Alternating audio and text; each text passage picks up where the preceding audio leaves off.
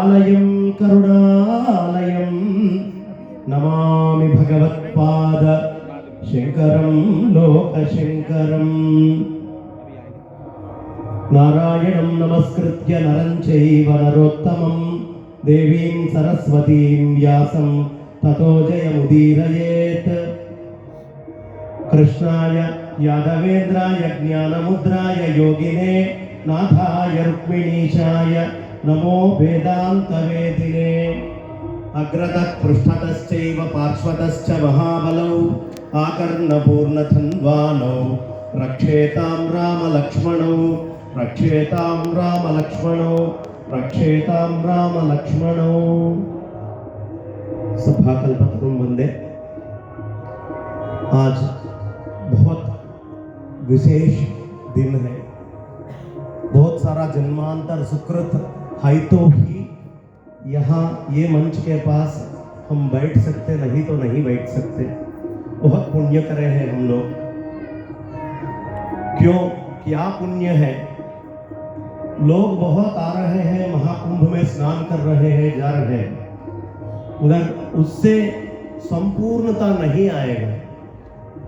आदिशंकर भगवत्पादाचार्य जी से पूछा गया है, ये काशी क्या है, कहाँ होता है, ये गया क्या है, ये प्रयाग क्या है?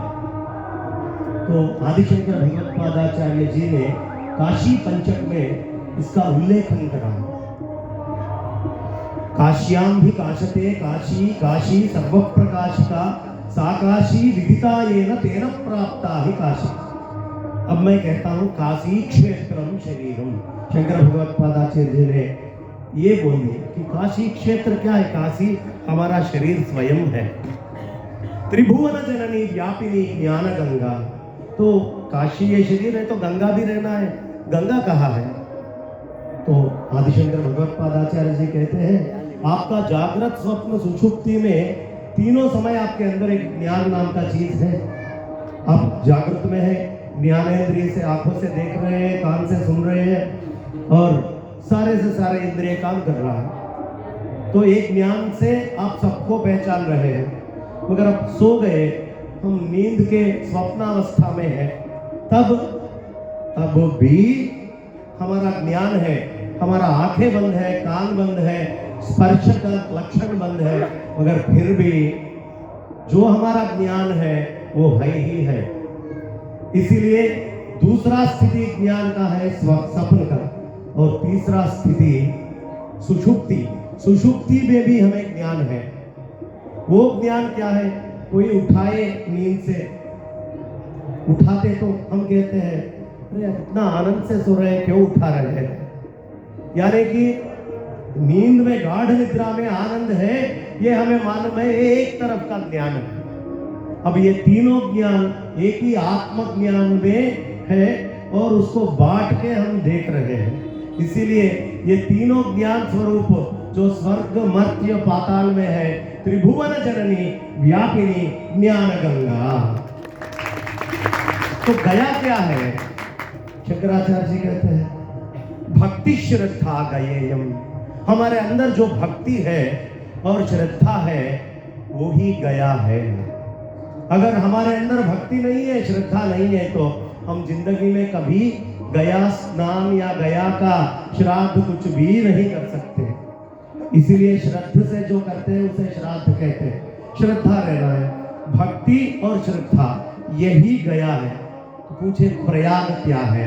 आज हम सब ये मंच पे बैठे हैं ना, आगे बहुत आनंद से श्री श्री श्री आशुतोषानंद गिरी जी के पद पद्म के आगे हम सब भागवत पाठ के सामने यहाँ बैठे हैं। इसी के बारे में उल्लेखन करा है आदिशंकराचार्य भगवत्पाद। प्रयाग क्या है? निज गुरु चरण ध्यान योग प्रयाग। यानी कि हर गुरु नहीं, निज गुरु। निज गुरु कौन है? जो हमें सत्य क्या है, असत्य क्या है, ये जो बोलता है, और परमात्मा का जो सर्वव्यापक लक्षण हमारे मन के अंदर लाके प्रतिष्ठित करता है, उनको निज गुरु कहते हैं। निज गुरु चरण। चरण क्या है? निज गुरु चरण। चरण जाने का संकेत है, मार्ग का संकेत है, मार्ग पाने का संकेत है। जो निज गुरु का मार्ग है, वो मार्ग के ऊपर जो ध्यान करता है, निज गुरु चरण ध्यान योगा, वो मार्ग पे ध्यान जो रख के वो योग को पाता है। गुरु जो योग पाया है वैसा ही योग को जो पाते हैं, उसी के अंदर प्रयाग है। निज गुरु चरण ध्यान योगा प्रयाग है। अब सबको ये 144 ईयर्स के बाद आने वाला महाकुंभ है। यहाँ जितने भी लोग ये मंच में बैठे हैं, ये एक ही बार जिंदगी में मिलने का महाकुंभ मेला है, क्योंकि निज गुरु चरण ध्यान योगा प्रयाग। हाँ, प्रकृष्ट याग, भागवत कथा से प्रकृष्ट याग क्या है? ये भागवत कथा ही सबसे प्रकृष्ट याग है। ऐसा यज्ञ में हम सब यहाँ इकट्ठा हुए और महाराज का संदेश हम सुनेंगे आराम से। हमें तो ये भाग्य नहीं है, हम सिर्फ 2 दिन के लिए आए, अभी भी संगम में स्नान के लिए जाना है, मगर स्वामी जी का मूर्ति देखें और भागवत का ग्रंथ को प्रणाम करें, ये बस है। उनका ईक्षण से जो हमें देख रहा है, वो दृष्टि से जो आनंद और ज्ञान हमारे अंदर है, उसी से हम बहुत संतुष्ट हैं। और वो आशुतोष ज्ञान जो है हमें प्राप्त हुआ, महसूस हो रहा है, पूर्ण प्रेम स्वरूप है। स्वामी जी एक बार बहुत बड़ा तालियां जोर से तालियां बजाओगे। क्यों ताली बजाने के लिए सोच रहे हैं? कोई हमारा बाजू सो रहा है तो उठेगा, जोर से मारो।